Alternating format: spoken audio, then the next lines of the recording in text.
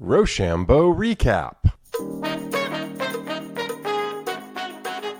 Welcome to our first ever bonus episode for RoShamBo. This is a RoShamBo recap. Woohoo! Very, very exciting. So this recap is going to focus on the Kinetic Grand Championship. If you guys haven't heard that episode yet, you should definitely go back and listen to it before listening to this bonus episode. Because this will not make any sense otherwise. Yeah, you won't get the same stuff out of it. Right. You'll enjoy it more, for Plus, sure. it's a great episode. Agreed. So we want to talk today to Steve McHaney. He is the winner. Him and his team, which is Team TriloBike, won the Kinetic Grand Championship this year. Such a cool machine. The thing was amazing. It was made to look like a diner on wheels, like in an old 50s sense, and his engineering is over the top. They did phenomenally, and it was actually his second Grand Championship in a row.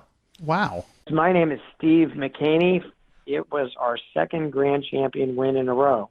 You know, one thing that I really like about this race is that there's a lot of varied challenges throughout it. Now, it starts out just on the plaza and down the streets.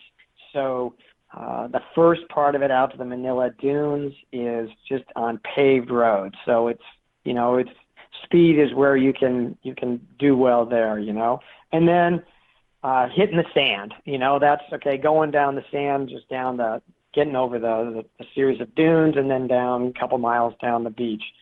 Dead Man's Drop, the drop down is pretty harrowing, but there's a couple of pretty steep sand dune slopes on the way up. And our first year we had the new machine I built, it had been sunny and dry for several weeks before the race. And so that slope up to Dead Man's Drop was just super dry and sugar sand, and it just flowed. And so it was a really brutal hill to climb. I learned from that year and got much lower gears, made some new sand tracks, and I made special grippers that I can put on the outside of my wheel if things get really bad. And so then the year after that, my new really low gears came in handy, and I had to use my sand grippers that we put on the outside that, when the sand tracks even slip. And so that part, that was the toughest part, and it's easier for us. But Dead Man's Drop itself is not difficult, but it is the most frightening 3 seconds of the whole race. And of course, the crowd loves it because it is, in fact, frankly, dangerous for a lot of machines. Our machine's a bit narrow and a bit top-heavy at times, depending on how I do my art. And Dead Man's Drop is not just a straight sand dune. It is it has a curve in it and an outward slope. So it's really, really harrowing to get down this thing. And what we do is we'll begin to ease down the slope very slowly. My two co-pilots behind me, they lean way out uphill to try to keep their weight up slope.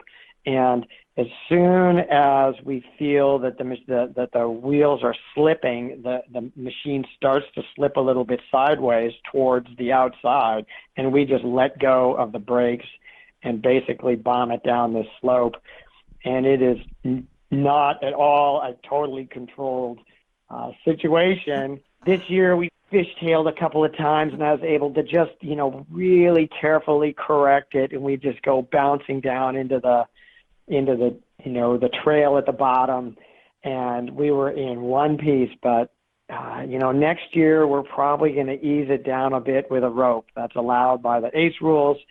The organizers don't want people ultimately getting hurt, and so that's just one of the safety things we're going to have to do is slow ourselves down a little bit going down that hill. Tell me about your team. We are the Team TriloBike, which of course is a play on words, and came up with the name when I built my first machine 5 years ago. And it was my son, Weston, who just really wanted to do the race. And he and I took a welding class at the local community college, got a few metalworking tools, and we started like 2 months before the race, kludging something together. And we ended up making this kind of weird thing of these two bicycles that were in line, but they had three wheels. And, didn't know what to call the thing, and the race is approaching. And so I figured, well, it's got three wheels. Let's call it Try something. And we just started going through the dictionary. And it's like, oh, there's Trilobite, the prehistoric fossil from millions of years ago. And I said, well, let's just call it a Trilobike. And so it gave us, some inspiration for the graphics at the time. So the name is just sort of stuck, and I kept coming up with other sort of variants on that theme. And so, for a couple of years, we just called it Trilobike and came up with, different front fairing designs and sort of different logo designs. And then 2 years ago, I said, well, I sort of played out the Trilobite kind of idea as far as I could. And then I was inspired by this idea of this test kitchen, because I was trying to figure out, based on the configuration of my machine, what kind of artwork I could put on it. It was sort of, my machine lends itself to a front fairing. And I had made a front fairing that was just curved plywood one year, and then the next year it was like a giant rock with this, giant trilobite embedded in it. And then I said, well, I sort of played the rock theme out. And then I decided, hey, I can make the front fairing a stove. And then I decided, I need to have a place to store all my gear, because I have sand tracks and floats and tools and all this stuff. And I don't really have a place to store it. So I made a 50s vintage refrigerator to go on the back so that I could store all my gear in it. And then I had to tie the artwork of the front and the back of the machine together. And so I came up with this idea of making this 12-foot long giant barbecue fork and sticking a big trilobite on the end of it. And so I called it the Trilobike Test Kitchen, and the big 50s vintage stove on the front was basically a cooking disaster. It had 4 burners on it and food overflowing, and I started making a lot more detail in my art. I made canned trilobites, because I took I got images of vintage can labels, and then I made them into canned trilobites. So we did really well. People loved it, because when you come and you look at my machine, what I try to do with my artwork is make it so there's a lot of depth to it. And so last year, after we finished, Grand Champion there, it's like, okay, well, I still want to, I'll keep with this general theme, and I said, I'll make a diner, because I can turn my front fairing into a curved diner counter. And I can still keep my 50s vintage refrigerator, because that sort of goes with the theme. And in the giant fork I took off, and I made a great big arrow and trilobite diner sign. But then with my art, I had all kinds of opportunities, in terms of the food that I had on my diner counter. So I had, a trilobite cake under, one of those cake stands that you see at an old-fashioned diner. I made a jukebox, the title strips you would see in a jukebox controller, but I made them all just a play on words. So it's like the trilobite from Ipanema and 8 trilobites a week, and if I knew you were coming, I would have baked a trilobite. All these other references to trilobites, like, the Rolling Stones and Sympathy for a Trilobite, Oh my gosh, that's fantastic. And I have looked at pictures, and it's incredible. I mean, it's just a beautiful machine. Just beautiful. Yeah, and I just, I found a couple of funny pictures of, Arthur Fonzarelli from Happy Days, and so I took that autographed picture of his and modified it to be, he visited the Trilobite Diner, and I've got, one of Bill and Hillary Clinton, from Bill being on the campaign trail way back in '92, and Bill is just looking sort of tired, and Hillary's just sort of staring at him, and it's a scene in some diner when they're, having a cup of coffee, and I put in the caption of Bill saying, "Hillary, I told you we shouldn't eat here." Oh my gosh, such amazing detail. I know that on the second night, everybody camps at Crab Park. Crab Park is really awesome. I love it there. A lot of people go there to party. That certainly is a good party. I like to get a little bit of sleep, because it's after 2 days of racing, and I'm pretty tired. But there's usually all kinds of cool stuff going down there, because Crab Park is an event only for the racers and their teams. You have to be registered as a racer or a peon, which is a team member. You got to have a wristband to get in there to show that you've been registered.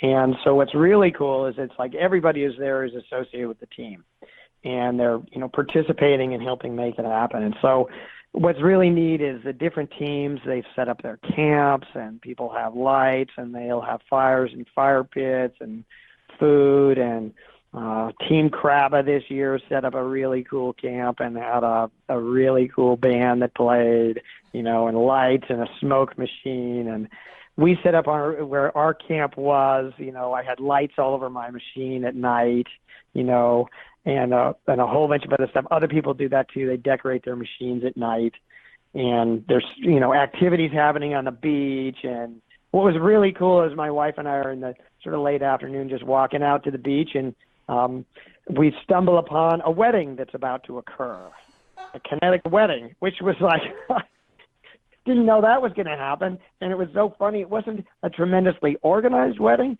and they're just saying, well, we need to have an aisle for the bride to walk down. So there's a bunch of us out there, and we say, okay, let's go get some driftwood. We got a bunch of driftwood. We made an aisle. And then once the bride starts walking up, we all start, humming Here Comes the Bride, right? Because there was no music. So there was a lovely wedding ceremony that went on for, 10 minutes, and an exchange of rings. And the rings were made by Hobart Brown's son, Justin.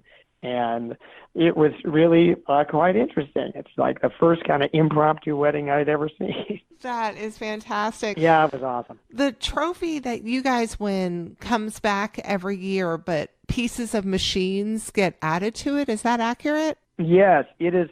The Grand Champion trophy is the last large trophy that Hobart Brown made. And the base has been sort of built up by people over the years. And so there's a little book underneath on the bottom of it that's made out of copper plate that every year each team engraves their name and the name of the pilots on the copper plate, and then they add their little bit of artwork to the base of it every year. And so this last year, the artwork I added was it's sort of a representation of our giant fork that was on top of our machine last year when we won it. And so this year I got to add another one for the Trilobite Diner. And then, the future winners will do the same. And so it's now, in our house, and we put Christmas lights on it. And, I get to have it for another year in the house, and pretty cool. You put Christmas lights on it? Yeah, it's like, because it's a kinetic chicken. It's 4 feet tall, and you sort of string lights on it during the year so we can sort of enjoy it. So. Well, congratulations. Congratulations. Well, thank you very, very much. You have a good one, and, maybe we'll be talking to you next year, too. And what is it you guys say? Do you always say for the glory? For the glory, because, it is a difficult, time-consuming, and expensive hobby. And, that's what it is. And you do it just because it is a whole lot of fun.